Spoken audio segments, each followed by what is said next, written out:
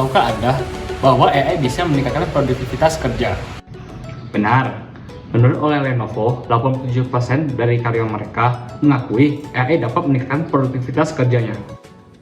Halo, saya Enda Aditya Saputra dari kelas 2 AC1. Saya akan membahas tentang penggunaan AI dalam produktivitas kerja. AI atau kecerdasan buatan atau artificial intelligence adalah teknologi yang memungkinkan mesin seperti komputer, laptop, bahkan HP dapat mengerjakan pekerjaan yang biasa dilakukan oleh kecerdasan manusia. AI dapat berpikir, belajar, bahkan mengambil keputusan yang sama seperti dilakukan oleh manusia. Dengan menggunakan data dan algoritma yang canggih, AI dapat mengenali suara, mengenali gambar, bahkan mengambil keputusan dengan berdasarkan data yang ada. Dalam konteks produktivitas, AI dapat meningkatkan efisiensi kerja dengan cara mengotomasikan tugas-tugas yang berulang, memberikan rekomendasi yang tepat, bahkan membantu dalam mengambil keputusan. Seperti AI yang digunakan pada asisten virtual dapat mengatur jadwal, memberikan informasi yang penting, bahkan sampai membantu dalam menganalisis data sehingga membuat keputusan yang bisnis yang lebih baik. Saya punya 3 tips agar penggunaan AI jadi lebih optimal. Pertama, gunakan tools AI yang tepat. Penggunaan tools AI yang tepat memungkinkan hasil yang tepat. Tentu kita tahu ada banyak macam tools AI dengan penggunaannya masing-masing.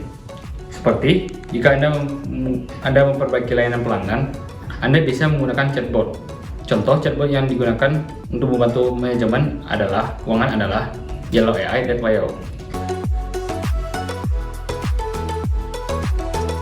Kedua, gunakan prompt yang efektif. Penggunaan prompt yang efektif dapat meningkatkan respon jawaban yang relevan. Contoh, jika Anda ingin membuat laporan keuangan, berikan prompt yang jelas tentang tujuan laporan yang diinginkan. Terakhir, integrasikan ke dalam sistem yang ada. Maksudnya adalah kita memastikan alat AI yang dipilih dapat diintegrasikan dengan sistem Anda. Hal ini akan memudahkan proses adopsi penggunaan dan mengurangi gangguan operasional.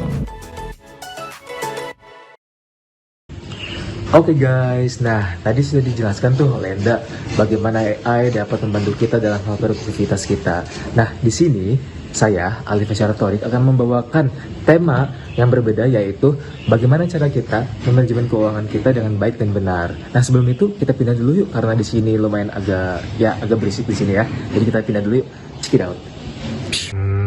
Oke, sudah ya. Oh ya, sebelum itu guys kita ganti dulu yuk warna lampunya. Nah, kan sudah diganti nih warna lampunya. Oke, mari kita mulai dalam hitungan 3, 2, dan 1. Menurut survei Kata Data Insight Center atau KIC dan Ziggy, pada tahun 2022, dari 5.204 responden, mayoritas pengeluaran bulanan generasi Z digunakan untuk kebutuhan komunikasi 72,9%, belanja bahan makanan 34,9%, bahan bakar 34,9%, dan liburan 9,3%. Selain itu, 26,4% pengeluaran dialokasikan kepada fashion dan juga aksesoris.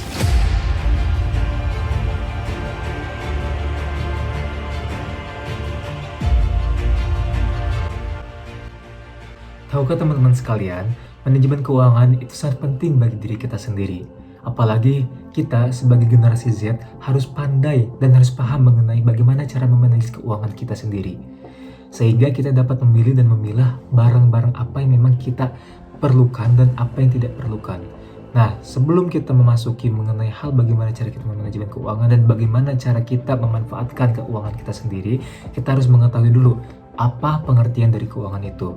Keuangan merupakan bagaimana cara kita mengelola uang ataupun sumber daya yang ada. Pengolahan keuangan ini bisa berupa seperti manajemen anggaran, pengolahan utang, dan juga lainnya. Di sini saya akan membagikan beberapa tips dan triknya bagaimana cara kita mengelola keuangan kita.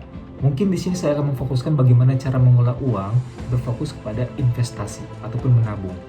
Nah, kita perlu tahu dulu nih, investasi itu apa?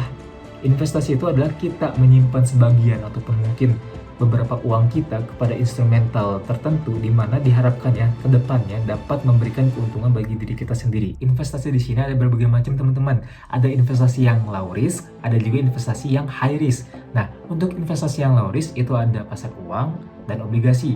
Nah, untuk investasi yang high risk itu ada saham. Nah, apa itu obligasi? Obligasi adalah surat utang negara. Jadi kita dapat membeli surat utang negara. Untuk yang high risk sendiri itu ada saham. Nah, dari ketiga instrumental investasi itu, kita dapat memilih salah satu dari ketiga hal tersebut. Kalau kita cenderung ingin uang kita mendapat likuiditas yang tinggi tetapi aman, tidak rugi, maka kita dapat investasikan itu kepada pasar uang. Obligasi pun tidak apa-apa. Untuk yang ingin investasi dengan high return, kita dapat menginvestasikannya kepada saham. Tapi perlu diingat juga, ketika kita menginvestasikan, kita harus tahu dulu dan harus menganalisis saham-saham apa yang kita ingin investasikan. Supaya apa? Supaya kita ketika investasi tidak boncos. Seperti itu. Nah, dan ada beberapa pula instrumental investasi yang lain seperti investasi kripto dan juga investasi real estate. Untuk investasi kripto itu lebih cenderung pada investasi di mana kita menaruh sebagian uang kita atau menaruh uang kita ke pada koin-koin yang ada di kripto seperti Solana, Ethereum, Bitcoin dan semacamnya. Tapi perlu diingat pula, sifat kripto ini sama seperti investasi saham, di mana high risk dan juga high return, seperti itu. Nah, mungkin seperti itu saja teman-teman untuk tips dan trik bagaimana cara kita mengolah keuangan kita yang berfokus pada investasi. Bukan berarti kita all in investasi, kita perlu juga investasi sebagian uang kita dan juga sebagiannya lagi kita simpan untuk kita tabung. Supaya apa? Supaya kita tidak hanya menyimpan uang kita saja di lemari, tetapi juga uang tersebut dapat berputar, berjalan dan juga mendapatkan keuntungan bagi kita sendiri. Nah, mungkin cukup sekian untuk vlog kita kali ini. Jangan lupa like, subscribe, dan juga komen video kali ini. Have a nice day and see you next time. Goodbye.